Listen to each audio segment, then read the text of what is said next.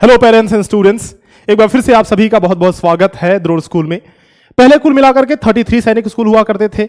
UP को और add कर लिया जाए तो टोटल 34 सैनिक स्कूल थे। गवर्नमेंट ने 100 नए सैनिक स्कूल का प्रपोजल दिया और जिसमें से 18 सैनिक स्कूल अभी स्टार्ट किए जा चुके हैं, यानी उनका संचालन शुरू हो चुका है। अगर आप एक स्टूडेंट हैं या फिर आप एक पेरेंट हैं जो अपने बच्चे का एडमिशन इन सैनिक स्कूल में करवाना चाहते हैं, कोई भी डाउट आपको आ रहा है इन सैनिक स्कूल को लेकर के अपने मन में, तो इस वीडियो को आप पूरी देखिएगा। आपको यकीन दिलाता हूं कि सारे डाउट्स आपके क्लियर हो जाएंगे। यूट्यूब पे ढेर सारी इंफॉर्मेशन पड़ी हुई है, किसी को नहीं पता, कोई सही नहीं बता रहा है। मैं बता रहा हूं आपको, सारी इंफॉर्मेशन आपके सामने लेके आया हूं। इनमें से आपको कोई भी अगर डाउट हो, ये सारे पॉइंट्स मैंने लिख रखे हैं, कोई भी डाउट हो, जैसे जो आपने एग्जाम दिया है उसमें क्वालिफाई डिस्क्वालीफाई का क्या मतलब है, क्या क्वालिफाई होने का मतलब है कि सिलेक्शन हो गया, क्या सिलेक्शन होने का मतलब है कि एडमिशन हो गया, सिलेक्शन अलग से क्यों लिखा हुआ है मैंने, रिजर्वेशन कैसे उसमें दिया जा रहा है आपके बच्चों को, साथ ही साथ नए सैनिक स्कूल जो हैं और जो पुराने सैनिक स्कूल हैं उनमें डिफरेंस क्या है, उनमें अंतर क्या है, नए सैनिक स्कूल में किस बेसिस पे एडमिशन होगा, एलिजिबिलिटी क्या है, पुराने सैनिक स्कूल में किस बेसिस पे एडमिशन होता था, एलिजिबिलिटी क्या थी और क्या है, इस सब बारे में हम लोग चर्चा करेंगे। साथ ही साथ ये जो ई काउंसलिंग जो नया सभी के लिए नया है, इसके बारे में किसी को नहीं पता, ये सभी के लिए नया है। बहुत ज्यादा कंफ्यूजन इस चीज को लेकर के है, कहीं भी आपको सही इंफॉर्मेशन नहीं दी जा रही है। इसके बारे में बहुत ही डिटेल से मैं चर्चा करूंगा, पूरा प्रोसेस आपको समझाऊंगा कि कैसे ये ई काउंसलिंग हो रहा है, क्या बेसिस है और कैसे आप अपना एडमिशन एक अच्छे स्कूल में करा सकते हैं। क्योंकि यहां आप गलती करेंगे तो हो सकता है आपसे अच्छा स्कूल छूट जाए और आप एक मतलब क्वालिटी वाइज देखा जाए तो कंप्रोमाइज कर लें और खराब से सैनिक स्कूल में एडमिशन करा लें। ठीक है, कंप्लीट एडमिशन प्रोसेस क्या है, सारी चीजें, सारा कुछ हम लोग यहां पे डिस्कस करने वाले हैं। ठीक है, वीडियो को लास्ट तक देखिएगा, आप ही के फायदे की चीज है, आपको ही बेनिफिट होगा और कोई भी कंफ्यूजन इसके बाद नहीं रह जाएगा आपका। सबसे पहले बात करते हैं सैनिक स्कूल के बारे में, थोड़ा सा एक एक स्टेप बाय स्टेप चलते चलेंगे। देखिए वीडियो थोड़ी लंबी हो सकती है, मैं मानता हूं, लेकिन यकीन मानिए कि इस वीडियो को देखने के बाद आपको कोई डाउट नहीं रह जाएगा। कोई डाउट रहता है तो कमेंट सेक्शन में आप पूछ सकते हैं। सबसे पहले अगर मैं सैनिक स्कूल की बात करूं तो सैनिक स्कूल अभी 18 नए खुल गए हैं, यानी जो पहले ओल्ड सैनिक स्कूल थे जिनको गवर्नमेंट कह रही है अपने प्रोस्पेक्टस वगैरह सब में, उनको सिर्फ सैनिक स्कूल नाम दिया जा रहा है। सैनिक स्कूल, ओल्ड सैनिक स्कूल नहीं, सैनिक स्कूल सिर्फ नाम दिया जा रहा है। और जो नए वाले सैनिक स्कूल हैं उनको न्यू सैनिक स्कूल नाम दिया जा रहा है, न्यू सैनिक स्कूल। ठीक है, ओल्ड जो सैनिक स्कूल थे यानी कि सैनिक स्कूल वो टोटल 33 है। जो एक एक्स्ट्रा है वो यूपी सैनिक स्कूल है और जिसके बारे में हम लोग बात नहीं कर रहे हैं क्योंकि यूपी सैनिक स्कूल का जो एग्जाम होगा वो अलग से होगा। यूपी सैनिक स्कूल का एग्जाम ये एनटीए नहीं कंडक्ट कराएगी, यानी सैनिक स्कूल सोसाइटी के थ्रू इसमें एडमिशन नहीं होगा। इस चीज को सैनिक स्कूल सोसाइटी नहीं कवर करती है, इस चीज को सैनिक स्कूल सोसाइटी नहीं संचालित करती है। ये स्कूल जो है ये यूपी गवर्नमेंट संचालित करती है, इसीलिए इसकी बात नहीं करेंगे। इसमें 7th में एडमिशन होता है जबकि और सभी में 6th और 9th में एडमिशन होता है। ठीक है, इसके बारे में एक सेपरेट वीडियो में बना दूंगा। 33 स्कूल्स, ये जो ओल्ड है हमारे पुराने हैं वो है, प्लस 18 नए स्कूल्स हैं जो कि अभी नए खोले गए हैं, ये 18 नए सैनिक स्कूल हैं। अब देखिए ये क्या है, ये पूरी तरह से ये जो है गवर्नमेंट के अंदर आती है, यानी कि सैनिक स्कूल सोसाइटी, सैनिक स्कूल सोसाइटी SSS के अंदर ये आती है और ये भी इसी के अंडर आते हैं 18 जो नए सैनिक स्कूल हैं। लेकिन डिफरेंस क्या है, ये जो है ना पब्लिक प्राइवेट पार्टनरशिप मोड में खोले जा रहे हैं, यानी कि गवर्नमेंट का एडमिनिस्ट्रेशन होगा इसमें, लेकिन जो प्राइवेट स्कूल्स हैं और या फिर जो एनजीओस हैं कुछ, उनको कन्वर्ट किया जा रहा है सैनिक स्कूल के अंदर। नई बिल्डिंग्स नहीं बनाई जा रही हैं, नए इंफ्रास्ट्रक्चर नहीं बनाए जा रहे हैं, सारी चीजें नई नहीं हो रही हैं। स्कूल पुराना, बस मैनेजमेंट नया, यानी कि जो अच्छे अच्छे कुछ स्कूल हैं उन्हें सेलेक्ट करके इनको न्यू सैनिक स्कूल में कन्वर्ट किया जा रहा है, तब्दील किया जा रहा है। ठीक है, तो कुल मिलाकर के ये सैनिक स्कूल अभी बेबी सैनिक स्कूल्स हैं, मतलब आप कह सकते हो बिल्कुल नए नवेले वाले सैनिक स्कूल्स हैं, नए सैनिक स्कूल्स, न्यू सैनिक स्कूल, इसीलिए इनका नाम भी न्यू सैनिक स्कूल्स है। अब इसमें एडमिशन का प्रोसेस अलग है, इसमें एडमिशन का प्रोसेस अलग है, क्योंकि इसमें पहली बार एडमिशन हो रहा है, इसीलिए पहली बार ई काउंसलिंग भी आई है। और ई काउंसलिंग इतना कॉम्प्लेक्स प्रोसेस बना दिया इन्होंने कि बहुतों को तो समझ में नहीं आ रहा, उसी के बारे में डिटेल से बात करेंगे। देखिए सबसे पहले एलिजिबिलिटी क्या है, अगर आप इस वाले सैनिक स्कूल में, ये जो 33 का ग्रुप है, या फिर इस वाले सैनिक स्कूल में एडमिशन लेना चाहते हैं तो 2 शर्तें हैं। पहला शर्त यह है कि आपको AISSEE यानी कि ऑल इंडिया सैनिक स्कूल एंट्रेंस एग्जामिनेशन आपको क्लियर करना पड़ेगा। है ना। इसको क्वालिफाई करना पड़ेगा। अब क्वालिफाई का क्या मतलब है मैं आपको समझाऊंगा अभी। इसको आपको क्वालिफाई करना पड़ेगा। दूसरी शर्त यह है कि आपको ई काउंसलिंग के लिए रजिस्ट्रेशन करनी होगी, है ना। ई काउंसलिंग के लिए आपको ई काउंसलिंग के लिए रजिस्ट्रेशन करनी होगी, ठीक है। अगर आप ये दोनों स्टेप में से देखो, सबसे पहले पहला स्टेप किया नहीं तो दूसरे पे तो जा ही नहीं सकते, लेकिन अगर पहला कर दिया, क्वालिफाई कर लिए, रजिस्ट्रेशन नहीं किया ई काउंसलिंग के लिए, तो आपके कितने भी नंबर आए हैं AIR 1 ही क्यों ना हो, आपका सिलेक्शन नहीं होगा। यहां तक बात समझ में आ गई। तो ये दो शर्तें हैं जिनको आपको फॉलो करना है, मतलब जो आपके ऊपर लागू होती हैं। पहला, क्वालिफाई करने का क्या मतलब होता है, जरा इसको समझते हैं। कुल मिलाकर के हर एक सेक्शन में अगर आप 25% मार्क लाते हैं, सेक्शनल मार्क की बात कर रहा हूं ये मैं, 25% सेक्शनल मार्क्स की बात कर रहा हूं। अगर आप हर एक सेक्शन में 25 मार्क्स लेके आते हैं और एग्रीगेट यानी कि टोटल पेपर में मिलाकर के 40% मार्क्स हैं आपके, टोटल एग्रीगेट आपके 40% मार्क्स हैं, तो आप क्वालिफाइड हो।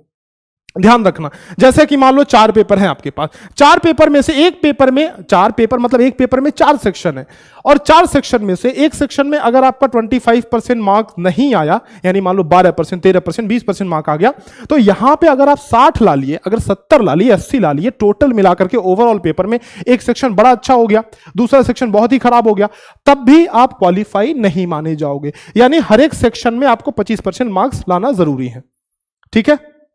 तो टोटल 40 और सेक्शनल मार्क 25, अगर आप आते हैं तो आप क्वालिफाइड हैं। एडमिशन नहीं हो रहा है आपका, आप क्वालिफाइड हैं, यानी कि आपकी रैंकिंग दिखेगी कि भैया ऑल इंडिया रैंकिंग आपकी कितनी बन रही है। ये रैंकिंग और स्कोर कार्ड के साथ आपका रिजल्ट आएगा जो कि बच्चों का आया हुआ है, ठीक है। तो अभी तक आप इस स्टेज पे हैं, क्वालिफाई आप कर चुके हो।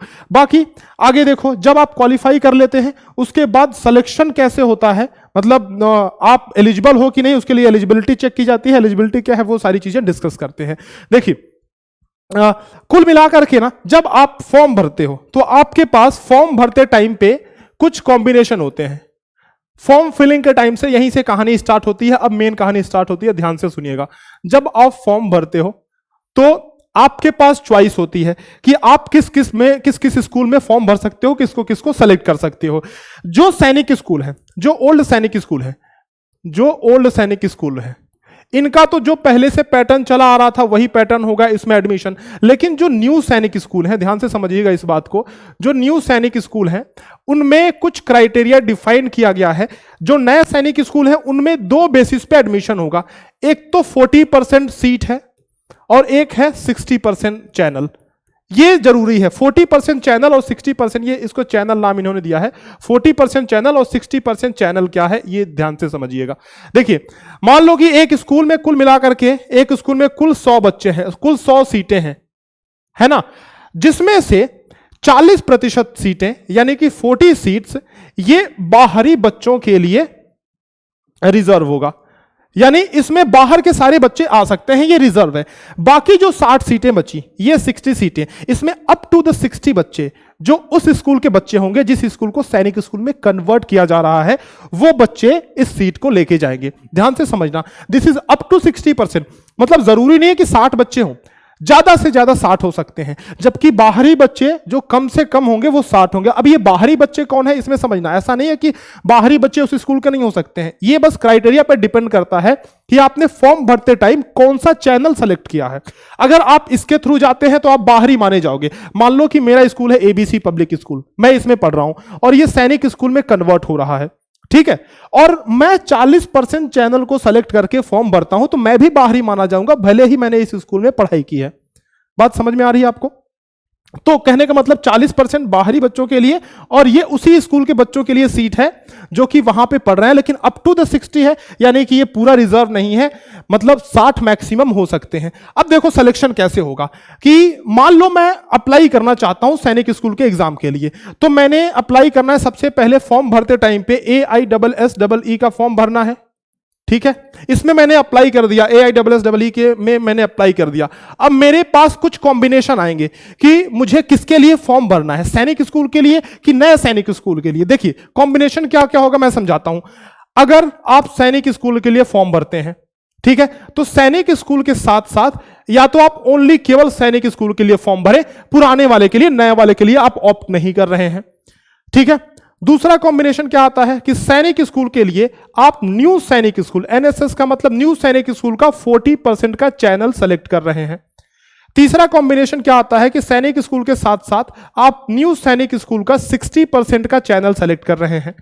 चौथा आपका कॉम्बिनेशन क्या आता है कि न्यू सैनिक स्कूल के साथ साथ न्यू सैनिक स्कूल का 40% का कॉम्बिनेशन भी सेलेक्ट कर रहे हैं, प्लस न्यू सैनिक स्कूल का 60% का भी आप चैनल को सेलेक्ट कर रहे हैं। ये बड़ा कॉम्प्लेक्स सा प्रोसेस है, मैं आपको सिंपल करके बताता हूं, ठीक है। देखो, ये आपके पास कॉम्बिनेशन इतने बने। अब बात ध्यान से समझिएगा।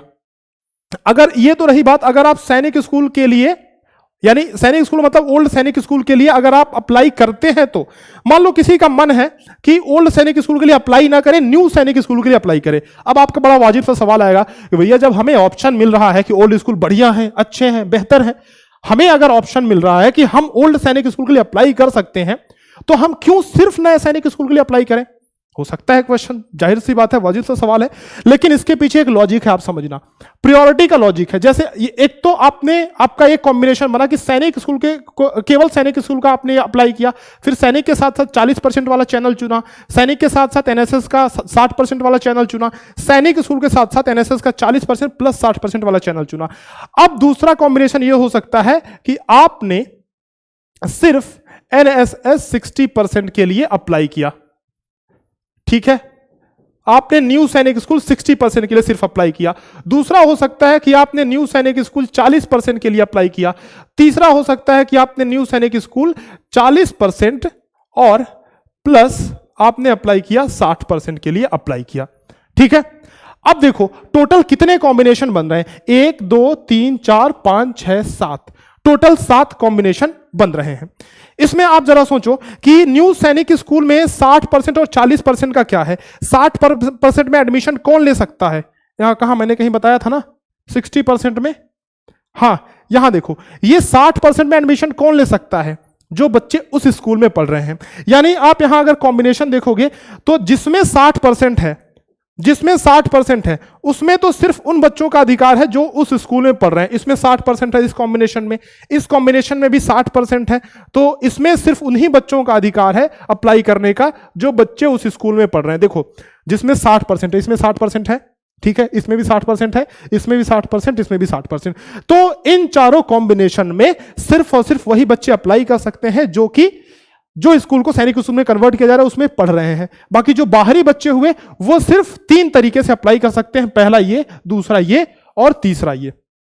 बाकी बच्चों के लिए मैं इसे डॉट कर दे रहा हूं, ये वाला सिर्फ एनएसएस 40% के लिए अप्लाई करें, या फिर सिर्फ वो एनएसएस इसके लिए अप्लाई कर दें, सैनिक स्कूल प्लस, ये प्लस है ना, सैनिक स्कूल के साथ साथ ये आ रहा है, ठीक है, सैनिक स्कूल प्लस एनएसएस 40%, या फिर सैनिक स्कूल के लिए। ये बाहरी वाले बच्चे हैं, ध्यान रखना। आप स्क्रीनशॉट ले सकते हो अच्छे से समझने के लिए, मैं यहां पे लिख दे रहा हूं। ये डॉट का मतलब है ये बाहरी बच्चे, थोड़ा आपको अच्छे से समझाना चाहता हूं। ये बाहरी बच्चे हैं और ये स्ट्रिक का मतलब ये है कि स्कूल के बच्चे, मतलब जो एनएसएस वाला स्कूल है, न्यू सैनिक स्कूल जो कन्वर्ट हो रहा है, स्कूल के बच्चे। अब देखिए, अब कहानी को आगे बढ़ाते हैं। अब क्या होगा, फॉर्म आपने भर दिया, परीक्षा आपने दे ली, ठीक है। ये जो सैनिक स्कूल जो है पुराने वाले, उन सैनिक स्कूल में कोई भी चॉइस नहीं है। कहने का मतलब जब आप फॉर्म भरते हैं उसी टाइम पे आप सेलेक्ट करते हैं कि आपको कौन से सैनिक स्कूल में जाना है। सैनिक स्कूल कुल मिलाकर के 33 है, आपको उन 33 सैनिक स्कूल में से किसी एक सैनिक स्कूल के लिए फॉर्म भरना होता है। वहां पे रिजर्वेशन होता है होम स्टेट को लेकर के, या फिर आपके बाहरी स्टेट को लेकर के, या फिर जो गर्ल्स हैं और बॉयज हैं कैटेगरी के आधार पे, तो इन सारे आधारों पे वहां पे रिजर्वेशन होता है। वो तो अलग बात है, रिजर्वेशन का मुद्दा है, उस पर बात करेंगे। लेकिन आप ये समझो कि जब भी आप किसी सैनिक स्कूल के साथ साथ कॉम्बिनेशन वाले में फॉर्म भरते हो, तो इसमें आप कोई एक ही सैनिक स्कूल सेलेक्ट कर सकते हो, वो काउंसलिंग के दौरान नहीं बदल सकते हो। जैसे आपने घोड़ाखाल सैनिक स्कूल सेलेक्ट किया, ठीक है, तो अंबिकापुर आपने सेलेक्ट किया सैनिक स्कूल, तो उसको आप काउंसलिंग के दौरान चेंज नहीं कर सकते हो। जो आपने फॉर्म में भर दिया वही आपका अंतिम हो जाएगा, वो सैनिक स्कूल। बदलाव किसमें किया जा सकता है? न्यू सैनिक स्कूल में, और इसी के लिए ई काउंसलिंग हो रही है, ठीक है। तो आप अभी आप ये सोचोगे कि भैया हमने अगर सिर्फ सैनिक स्कूल के लिए अप्लाई किया है तो क्या मुझे ई काउंसलिंग कराने की जरूरत है? बिल्कुल जरूरत है। मैंने शुरू में ही आपसे कहा कि अगर आप ई काउंसलिंग नहीं कराओगे तो आप चाहे AIR 1 लेके आए हो, आप डिस्क्वालीफाई हो जाओगे। तो आपको ई काउंसलिंग कराने की जरूरत तो है ही है, इसमें कोई संशय वाली बात नहीं है। ई काउंसलिंग आपको कराना है ही। लेकिन अगर आपने सिर्फ सैनिक स्कूल के लिए अप्लाई किया है तो आपके पास ऑप्शन नहीं रहेगा कि आप और सारे ऑप्शन डाल पाओ, अपने चॉइस डाल पाओ। ठीक है, चॉइस का ऑर्डर फिल कर पाओ। तो इसकी कहानी तो यहीं खत्म हो जाती है। बाकी जिन बच्चों ने सैनिक स्कूल के साथ नए सैनिक स्कूल का कॉम्बिनेशन सेलेक्ट किया है फॉर्म भरते टाइम पे, यानी इसको छोड़ करके, पहला वाला छोड़ करके बाकी सारा जिन भी बच्चों ने सेलेक्ट किया है ना, उनके पास ई काउंसलिंग के दौरान चॉइस फिलिंग का ऑप्शन आएगा। क्या मतलब हुआ? 18 सैनिक स्कूल हैं टोटल। उस 18 सैनिक स्कूल में आप चॉइस भरोगे। जब आपको चॉइस फिलिंग का ऑप्शन आएगा, आप ई काउंसलिंग के दौरान चॉइस फिलिंग का ऑप्शन आएगा, है ना, तो इसमें टोटल आपको 18 स्कूल्स मिलेंगे। आप पुराने सैनिक स्कूल की बात छोड़ दीजिए, मैंने समझा दिया कि उसमें आपको कोई चॉइस नहीं मिलने वाली है। इसमें आप चॉइस भरोगे कि पहले चॉइस पे मैं कौन सा स्कूल चाहता हूं, दूसरे चॉइस पे कौन सा स्कूल चाहता हूं, तीसरे पे कौन सा स्कूल चाहता हूं। मान लो ये ABC दूसरे पे, CDE तीसरे पे, ठीक है, तो आप चॉइस भरोगे, है ना। आप यहां पे चॉइस भरोगे काउंसलिंग के दौरान कि मैं कौन से स्कूल को प्रीफर करना चाहता हूं। मान लो कि आपकी रैंक अच्छी है, आपको फर्स्ट चॉइस मिल गई आपकी, तो बहुत बढ़िया बात है। आपकी रैंक थोड़ी सी खराब है, थोड़ा सा कॉम्पिटिटिव एनवायरनमेंट में आ गए आप, तो जाकर के आपको पहली रैंक नहीं मिली तो आपको सेकंड रैंक मिल जाएगी, मतलब सेकंड चॉइस आपको मिल जाएगी, है ना। तो सेकंड वाला स्कूल आप इसमें एडमिशन करा सकते हो। वो कैसे डिसाइड होगा? ये ऑल इंडिया रैंक के आधार पे। अब देखना, एक बात और समझना, जो 40% और 60% का क्राइटेरिया है ना, इसमें बड़ा लोचा है। देखो मैं समझाता हूं आपको थोड़ा और अच्छे से। यहां पे जैसे जो न्यू सैनिक स्कूल है उसमें एक तो 40% वाला चैनल है, यहां पे ध्यान से समझिएगा, एक एक पॉइंट ध्यान से, और एक तो 60% का चैनल है। ठीक है, तो 40% वाले चैनल में जो मेरिट बनेगी वो ऑल इंडिया लेवल मेरिट बनेगी। All India level merit. यहीं से आपके एक और सवाल का जवाब देने जा रहा हूं, ध्यान से सुनिएगा। ये 40% जो चैनल है उसमें ऑल इंडिया लेवल मेरिट बनेगी। जो 60% चैनल है इसमें जो मेरिट बनेगी ये जो है स्कूल लेवल मेरिट बनेगी, स्कूल लेवल मेरिट बनेगी।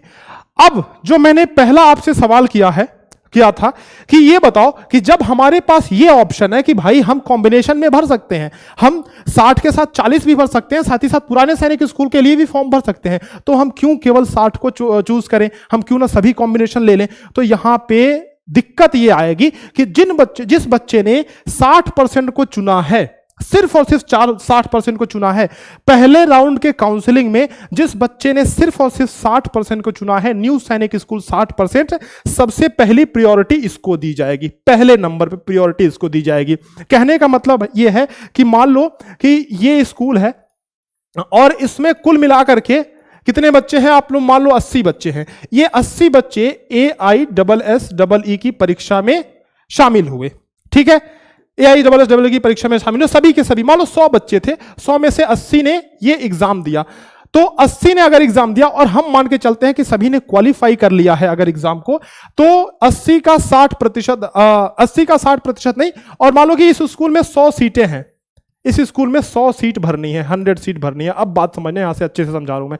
100 सीट इस स्कूल में भरनी है, 100 बच्चे भी थे यहां पे, तो उसमें से 80 ने एग्जाम दिया, 80 के 80 क्वालिफाई कर गए। यहां पे आप देखो कि 60 सीटें तो इसी स्कूल के बच्चे द्वारा भरा जाएगा, है ना, बाकी 40 बाहरी लोग भरेंगे आकर के। तो 80 क्वालिफाई किए, 80 में से 60 तो यहीं के यहीं भर जाएंगे ना, ये 60 तो यहीं के यहीं भर जाएंगे, बाकी 20 बचेंगे, 20 रिमेनिंग होंगे। तो जिन्होंने सिर्फ और सिर्फ न्यू सैनिक स्कूल सेलेक्ट किया है उनके पास फायदा यह है कि पहले राउंड में ये जो मेरिट बनेगी वो स्कूल लेवल की मेरिट होगी, मतलब इन 80 बच्चों में ही कंपटीशन है, उनको सीट आसानी से मिल जाएगी।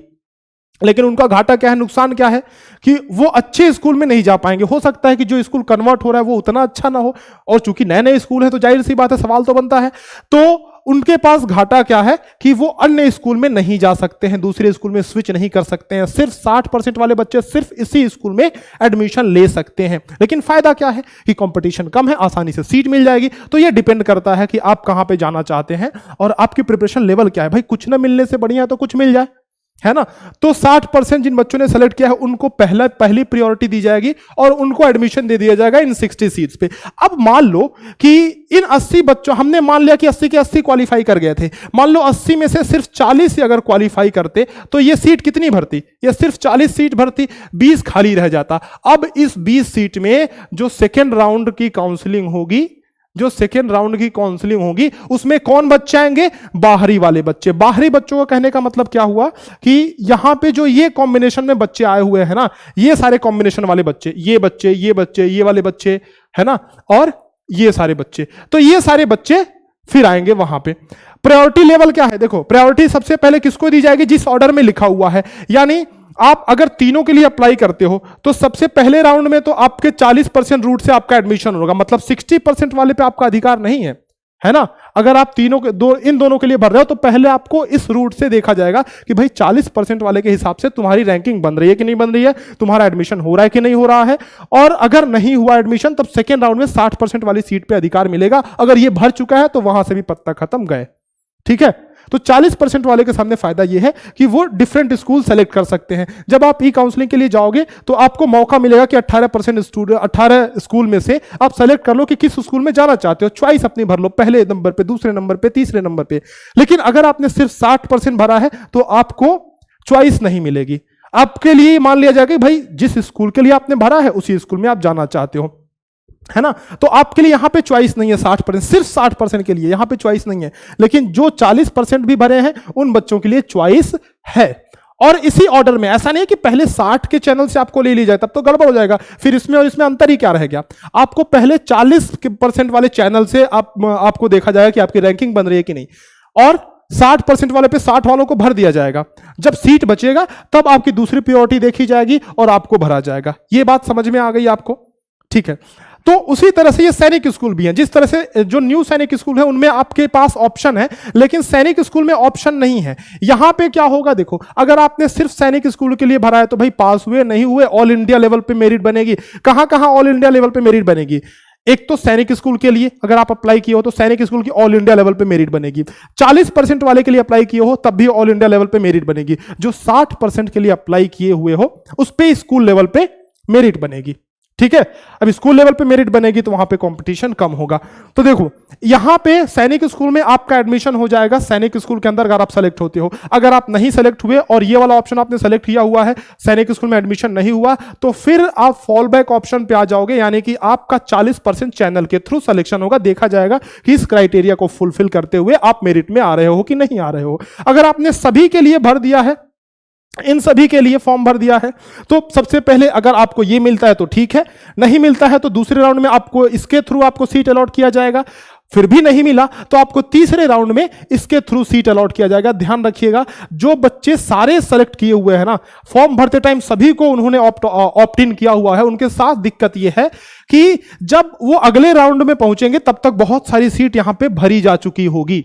लेकिन उनके पास फायदा क्या है, उनका फायदा क्या है, उनके लिए बेनिफिशियल क्या है कि वो सैनिक स्कूल में भी जा सकते हैं और यहां पे भी उनके पास ऑप्शंस हैं, ठीक है। तो ये फायदा है। और दूसरा नुकसान है कि अगर उनका नहीं हुआ मान लो पहले राउंड में, तो दूसरे राउंड में और सीट भरी जा चुकी होंगी, तो यहां पे कंपटीशन उनके लिए धीरे धीरे टफ होता जाएगा नेक्स्ट राउंड में, सब्सिक्वेंट राउंड में। आ रही है बात समझ में? अगर कुछ भी आपको इसमें समझ में नहीं आ रहा है तो वीडियो को रिपीट करके देखिए। सारी चीजें मैंने कोशिश की है कि बिल्कुल करीने से एक सीक्वेंशियल मैनर में आपको समझाने की कोशिश करूं, है ना। एलिजिबिलिटी की बात थोड़ी सी कर लेते हैं। आप देखिए रिजर्वेशन का एक और वीडियो में बनाऊंगा अच्छे से। रिजर्वेशन यहाँ पे मैंने सीट की रिजर्वेशन बस 60 और 40% का जो रिजर्वेशन है वो मैंने की। कहाँ पे? ये न्यू सैनिक स्कूल में। ध्यान रखिएगा, इन न्यू सैनिक स्कूल में कोई भी कैटेगरी का रिजर्वेशन नहीं है, कोई डोमिसाइल का रिजर्वेशन नहीं है। यानी सिर्फ और सिर्फ 40 और 60 के रिजर्वेशन के अलावा कोई और भी रिजर्वेशन इसमें नहीं है। अगर आप जनरल हैं, ओबीसी, एससी है, इट डजंट मैटर, ना। इसमें जो है आपको सिर्फ और सिर्फ 40 और 60 के आधार पर रिजर्वेशन दिया जाएगा। बाकी डिफरेंस बिटवीन न्यू सैनिक स्कूल एंड सैनिक स्कूल हमने आपको बताया है कि जो है सैनिक स्कूल पुराने वाले हैं और न्यू सैनिक स्कूल जो है वो PPP मोड में, यानी कि गवर्नमेंट और प्राइवेट के पार्टनरशिप में इनको चलाया जाएगा।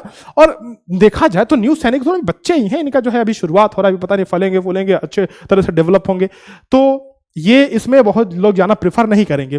पुराने सैनिक स्कूल भैया दादा बन के बैठे हुए हैं, है ना। यहां देखो मेरिट लिस्ट हमने बताया कि एक merit list all India level पे आएगी तो AIR आएगा, एक स्कूल लेवल पे मेरिट लिस्ट प्रिपेयर होगी। तो स्कूल लेवल पे मेरिट लिस्ट कहां प्रिपेयर होगी? 60% NSS वाले चैनल पे स्कूल लेवल पे मेरिट लिस्ट प्रिपेयर होगी। बाकी सभी में ऑल इंडिया लेवल पे मेरिट लिस्ट जो है प्रिपेयर होगी। एलिजिबिलिटी की बात करूं तो न्यू सैनिक स्कूल में सिर्फ वही बच्चे एलिजिबल हैं जो उस सैनिक स्कूल में, न्यू सैनिक स्कूल के 60% वाले चैनल पे। देखो एलिजिबिलिटी की बात अगर कर रहा हूं तो न्यू सैनिक स्कूल में दो तरह का चैनल है, 60 और 40। 40 में सारे बच्चे आ सकते हैं और 60 वाले में सिर्फ वही बच्चे आएंगे जो उस स्कूल में पढ़ते हैं। अगर उस स्कूल के बच्चे पूरे नहीं होते हैं तब जाके बाहरी को बुलाया जाएगा, है ना। ई काउंसलिंग का मैंने प्रोसेस बताया। अच्छा, अब एडमिशन के एक बार लास्ट में एक बार थोड़ा मैं समराइज करता हूं कि एडमिशन का पूरा प्रोसेस क्या है। पहली चीज तो यह है कि आपने जो है आपने AISSEE का एग्जाम दिया। इसके बाद सिलेक्शन होने के बाद मतलब क्वालिफाई करने के बाद आपका जो प्रोसेस है वो ई काउंसलिंग का प्रोसेस है। ई काउंसलिंग आपने किया, ये बहुत जरूरी है, सबके लिए जरूरी है, कोई भी हो, ठीक है। इसके बाद आपको सीट अलॉट होगा, सीट अलॉट होगा। अगर आप उसको एक्सेप्ट करते हैं, मान लीजिए आपने सीट को एक्सेप्ट कर लिया, तो अगले राउंड में क्या होगा? सीट अलॉट हुआ, अगले राउंड में आपका मेडिकल हो जाएगा, मेडिकल और प्लस डॉक्यूमेंट वेरिफिकेशन यानी कि DV हो जाएगा, है ना।